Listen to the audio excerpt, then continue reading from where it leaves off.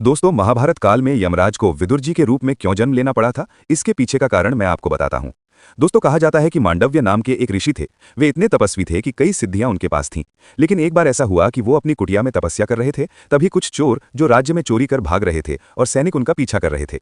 तब चोरों को भागने की जगह नहीं मिली तो वो महर्षि की कुटिया में प्रवेश कर चोरी का सामान वहीं छोड़कर भाग गए। बताया जाता है कि सैनिक चोरों को खोजते हुए ऋषि की कुटिया में गए और वहां चोरी का सामान बरामद कर लिया। ऐसे में सैनिक सामान सहित ऋषि को बंदी बनाकर राजा के सामने ले गए। सैनिकों के बताए अनुसार राजा ने ऋषि को मृत्युदंड दे दिया। राजा के आदेश के बाद जब ऋषि को फांसी पर चढ़ाया गया तो उनकी मौत नहीं हुई।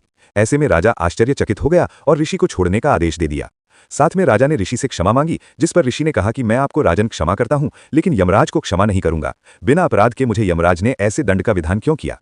कहा जाता है कि ऋषि अपने तप के बल पर यमलोक पहुंचे और इस सजा के लिए यमराज से कारण पूछा, जिस पर यमराज ने बताया कि आप जब 12 साल के थे तब आपने एक पतंगे की पूंछ में सींग चुभो दी थी, जिससे उसे बहुत कष्ट भोगना पड़ा था।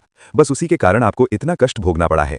यमराज की बातों पर मांडव्य ऋषि को बहुत गुस्सा आ गया। ऋषि ने यमराज को कहा कि हमारे शास्त्रों में दंड का विधान ये है कि अगर कोई अबोध बालक इस तरह की गलती करता है तो क्षम्य है। ऋषि ने यमराज को कहा, आपने शास्त्रों में बताए दंड विधान के विपरीत कार्य किया है।